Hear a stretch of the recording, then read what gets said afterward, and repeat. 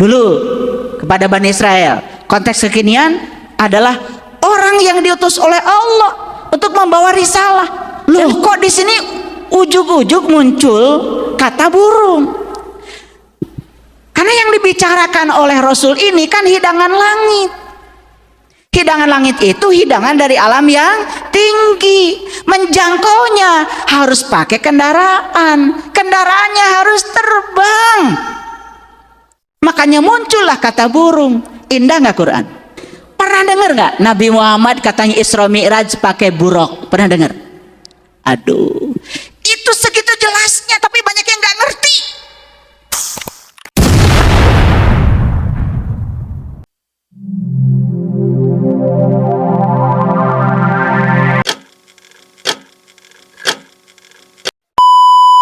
Selama ini kita mengenal buruk sebagai hewan bersayap yang membawa Nabi Muhammad dalam peristiwa Isra Mi'raj. Tapi pernahkah Anda bertanya, apakah itu satu-satunya cara memahami kisah tersebut? Ada sebagian ulama dan cendekiawan yang melihat buruk bukan sekedar kendaraan fisik, melainkan sebuah simbol perjalanan spiritual dan peningkatan kesadaran manusia. Jika sudut pandang ini benar, maka makna Isra Mi'raj jauh lebih dalam daripada yang selama ini kita bayangkan. Di video ini, kita akan membedah makna simbolik kendaraan, burung, dan perjalanan menuju langit berdasarkan kajian tafsir dan pendekatan spiritual. Bersiaplah, karena setelah mendengar penjelasan ini, bisa jadi cara Anda memandang Isra Mi'raj tidak akan sama lagi. Jika video ini bermanfaat, silahkan like, komen, dan share agar semakin banyak lagi orang yang tercerahkan.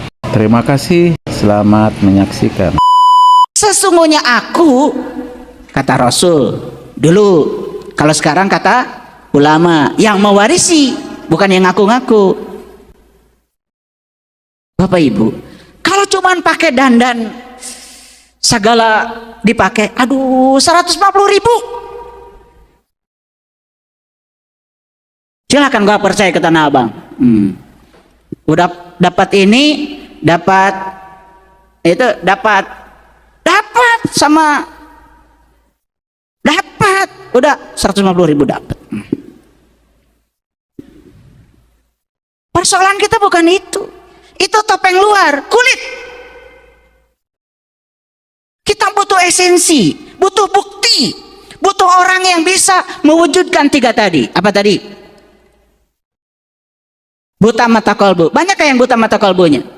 Perlu ditolong. Banyak yang berpenyakit kulit? Perlu ditolong. Banyak orang yang kehilangan kesadaran dalam hidup, perlu ditolong. Oke? Nah, lihat sekarang. Sesungguhnya aku, kata Rasul dulu kepada Bani Israel. Konteks kekinian adalah orang yang diutus oleh Allah untuk membawa risalah. Dan setiap zaman pasti ada. Bahkan Allah mengatakan di Quran, "Wa ma arsalnaka illa bilisani qaumi." Dan aku tidak mengutus mereka kecuali sesuai dengan bahasa kaumnya. Kan tadi saya bacakan bahasa Arab, kalian gak ngerti. Betul nggak? Setelah diterjemahkan baru pada ngeh. Paham sampai sini? Ya tentu saja, tentu saja kita harus cerdas memahami ini. Nah, lanjut. Sesungguhnya aku, kata Rasul, telah datang kepadamu. Siapamu di situ? Bani Israel. Masa pusing? Belajar menyimak ya. Kalian ini kayaknya kurang bagus ya pelajaran membacanya dulu. Menyimak ya, belajar menyimak. Ulangi. Sesungguhnya aku siapa? Bani Israel. Gimana kalian? Kayaknya kurang minum kalian tuh ya.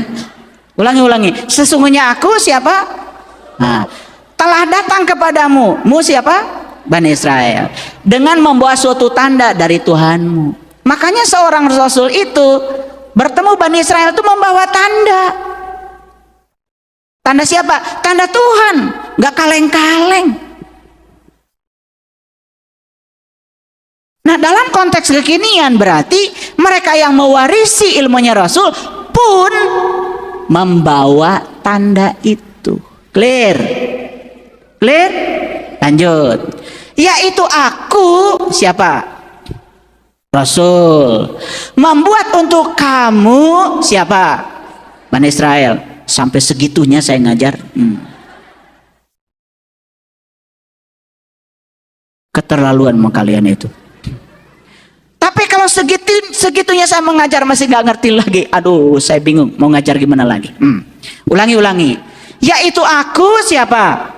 Nah, membuat untuk kamu siapa?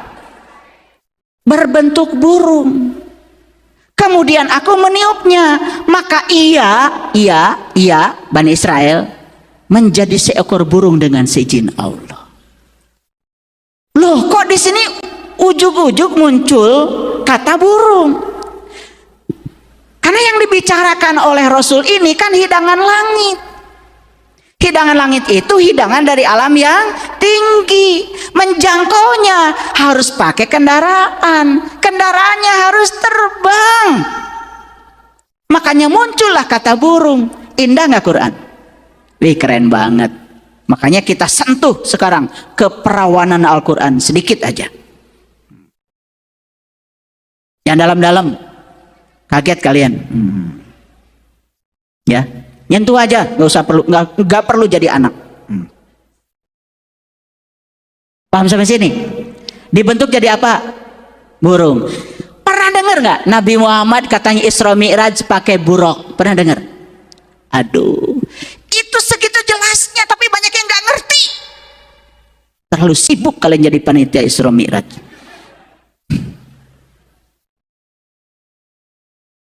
Karena tidak pernah yang cari esensi. Pokoknya kalau sudah peringatan rame-rame bikin panggung ngalangin jalan,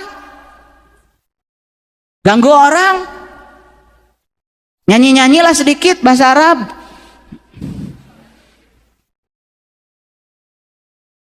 Besok buruan bala, sampah berserakan di mana-mana. Udah, tahun berikutnya gitu lagi. Esensinya nggak pernah ada. Sekarang kita bicara esensi. Bermutu sedikit deh kalau ngaji. Sayang udah jauh-jauh nggak kesini ketemu saya. Saya kasih yang bermutu. Sampai sini ngerti? Jadi Bani Israel ini harus dibentuk jadi apa? Jadi burung. Supaya apa? Supaya bisa terbang. Terbang kemana? Melewati puncak-puncak kesadaran. Kan kesadaran manusia itu berlapis-lapis. Nah ini sampai mencapai puncaknya kesadaran. Bahasa Qur'annya puncaknya kesadaran disebut Sidratil Muntaha. Keren banget. Pakai apa Nabi Muhammad? Buruk itu simbolisasi. Bukan kendaraan yang sebenarnya seperti yang digambarkan di dalam lukisan-lukisan. Itu simbol. Paham? Disitulah perlunya kita bertemu dengan Rasul. Tetapi Rasul sudah tidak hidup sejaman dengan kita. Disitulah kita perlu bertemu dengan mereka yang tahu ilmunya Rasul, yang mewarisi, supaya burungnya nggak salah. Paham sih? Burung punya sayap nggak? Burung terbang apa merangkak? Kalian terbang apa merangkak? Makanya kalian tuh merangkak terus, nggak terbang-terbang. Makanya nggak pernah dapat hidangan dari langit. Hidangannya eta deui. Bahkan hidangan bumi pun nggak bermutu. Ambeien. Ada yang ambeien nggak di sini? Nggak bermutu tuh makanya. Sampai nongol itu anus. Nggak bermutu. Ya kenapa? Sering ngeden. Kenapa ngeden? Karena makannya nggak pakai otak. Harusnya makan tuh minum dulu air hangat, baru makan sayur, makan buah, betul nggak? Baru protein, itu terakhir karbo kalau masih butuh. Ini karbohidrat duluan, itu pun minum kalau sudah kesedek, betul nggak? Ya sudah di ujung anus jadi keras, ngeden, nongol dengan anusnya. Tuh, udah gitu takdir katanya. Kalian tuh memang luar biasa ya. Sedikit-sedikit takdir, sedikit-sedikit Allah harus menanggung risiko dari perbuatan kamu sendiri. Gak ada rasa malunya. Paham sampai sini? Yuk kita lihat. Jadi ngerti ayat ini. Harus dibentuk jadi apa? Burung. Berarti kita harus apa? Ini bahasa simbol. Oh berarti saya mulai sekarang harus terbang. Jangan merangkak terus. Makanya di Quran dikatakan, tidakkah kamu mencoba jalan mendaki? Coba kalau saya tanya kalian. Mendaki ke atas atau ke bawah? Nah, mendaki itu meniti alam-alam tinggi supaya bisa menemukan hidangan langit bermutu. Nah, hidangan langit itu sering disebut dengan sifat-sifat terpuji. Terpuji bahasa Arabnya Hamid. Orang yang terpuji oleh bahasa Arab disebut Muhammad.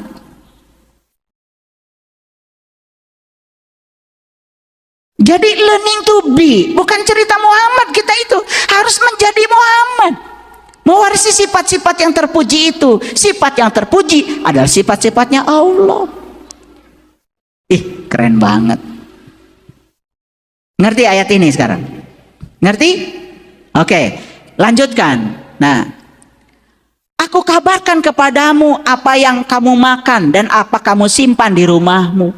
Setelah ini kita jadi tahu apa yang harus kita makan, apa yang harus kita simpan di rumahmu. Rumah apa? Rumah fisik atau rumah spiritual? Ini cerita spiritual, cerita hidangan langit, bukan cerita fisik. Maaf Bapak Ibu, sekarang di rumahmu kosong melompong, gak ada makanan. Akibatnya apa? Si jiwa ini menjerit. Harta banyak, duit banyak, tapi hidup merasa hampa. Jabatan tinggi sudah dicapai, apapun yang kita mau secara fisik sudah dicapai, tapi hampa. Tidur saja harus pakai obat tidur. Banyak yang kayak gitu? Banyak apa? Banyak sekali. Saya kaget setelah saya membuka sesi konsultasi pribadi. Ternyata yang kayak gini banyak. Kalau orang Jawa Timur bilangnya banyak. Sampai sini ngerti? Lanjut, lihat saya semuanya. Ini Quran surat Al-Imran ayat 101. Wa kaifa takfuruna wa antum tutla alaikum ayatullah wa fikum rasuluhu wa may ya'tasim billahi faqad hudiya ila syirati mustaqim. Bagaimana kamu menjadi tertutup? Tuh, menjadi tertutup, ngerti? Ulangi. Wa kaifa takfuruna. Bagaimana kamu menjadi tertutup? Siapa kamu? Ya kamu. Mau siapa lagi? Bukan aku. Kamu. Bagaimana kamu menjadi tertutup? Menjadi tertutup berarti pernah terbuka? Ulangi. Ini kalimat indah. Bagaimana kamu menjadi tertutup? Berarti pernah terbuka? Lihat saya semuanya. Semua kita itu pernah terbuka. Maka ditanya sama Allah, alastu birabbikum? Qalu bala syahidna. Ketika ditanya apakah aku ini Tuhanmu? Yes, engkau adalah Tuhanku. Kita ini pernah terbuka. Maka Allah bilang, bagaimana kamu menjadi tertutup? Kemudian wa antum tutla alaikum ayatullah. Padahal tanda-tanda Allah telah disampaikan kepada kamu. Sudah disampaikan? Sudah. Kan waktu ditanya sama Allah, alastu birabbikum, itu Allah sudah menunjukkan tanda-tandanya kepada kita. Tapi kita melupakan semua tanda itu. Betul? Nah, kalau Bapak Ibu lupa sampai mati, tidak ditebus lagi, maka kita mati dalam keadaan punya utang. Utang yang paling besar manusia adalah tidak tahu jati dirinya. Pelan-pelan ya ngajinya supaya jelas ya. Perlu bahasa Arabnya aja atau Indonesianya? Tuh kan perlu Indonesia. Saya pikir pakai bahasa Arab udah ngerti. Ya lanjut ya. Bagaimana kamu menjadi tertutup padahal tanda-tanda Allah telah disampaikan kepadamu? Clear? Oke. Untuk siapa ayat ini? Untuk kalian. Jangan buat orang lain ngaji itu, buat saya gitu ya. Nah, dan utusannya pun berada di tengah-tengah kamu.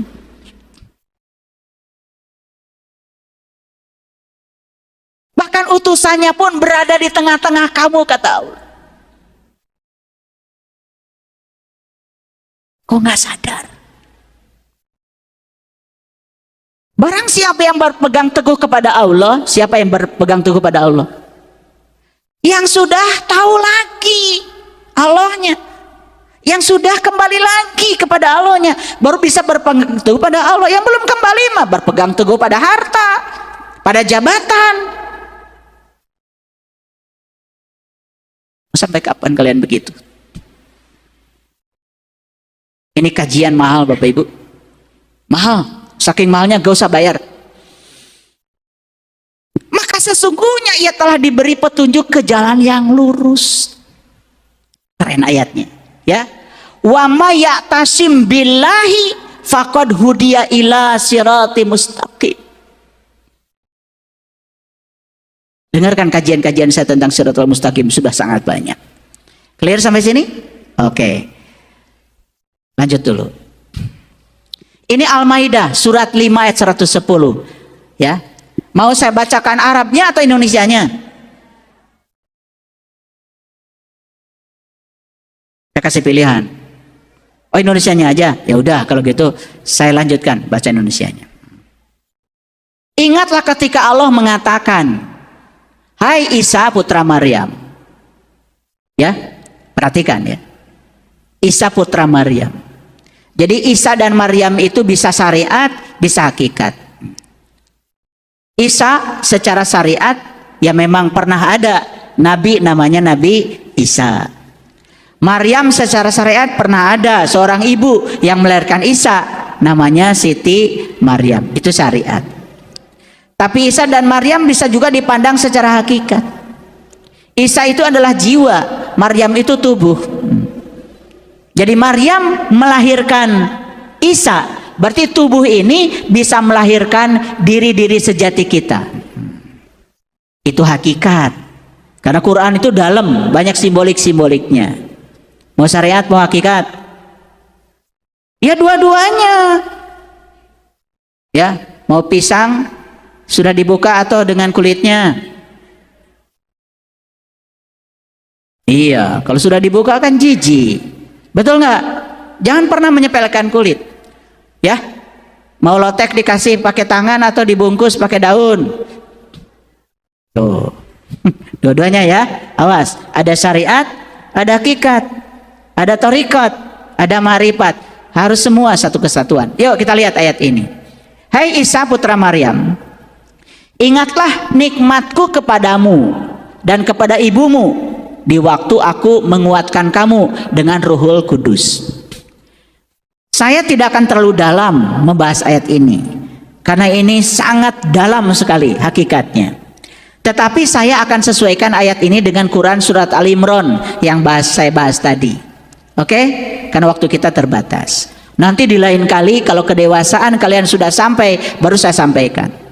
Ini saya nggak mau bahas terlalu dalam. Kenapa? Saya tahu kalian tuh vibrasinya belum cukup untuk menerima lebih dalam lagi. Maaf ya, bukan merendahkan dia, maaf. Karena dari tatapan matanya kelihatan. Kamu dapat berbicara dengan manusia di waktu masih dalam buayan dan sesudah dewasa. Dan di waktu aku mengajar kamu kitab, hikmah, Taurat, dan Injil. Dan di waktu kamu membentuk dari tanah berupa burung dengan seizinku. Diceritakan lagi di sini. Diceritakan lagi tadi, ya. Diceritakan lagi tadi, kan dibuat jadi burung sama. Nah ternyata sebelum Tuhan berbicara kitab, hikmah, Taurat, Injil, itu dibentuk dulu menjadi burung dulu. Berarti kan diizinkan tuh terbang dulu. Awas, ini bahasa simbolik. Berarti mendaki ke alam-alam yang tinggi. Jadi kalau gitu kitab, hikmah, Taurat, Injil adanya di alam tinggi, alam rendah. Nah, jadi ini hidangan langit nih. Sebelum diberi hidangan langit itu harus dibentuk dulu jadi burung. Berarti terbang. Lanjut dulu. Tapi dengan seizinku ya. Kemudian kamu meniup kepadanya. Kamu meniup kepadanya. Jelas sekali ayatnya. Jadi Isa itu meniup kepadanya, kepada burung. Sehingga burungnya bisa terbang. Lalu, kamu menyembuhkan orang buta sejak dari lahir.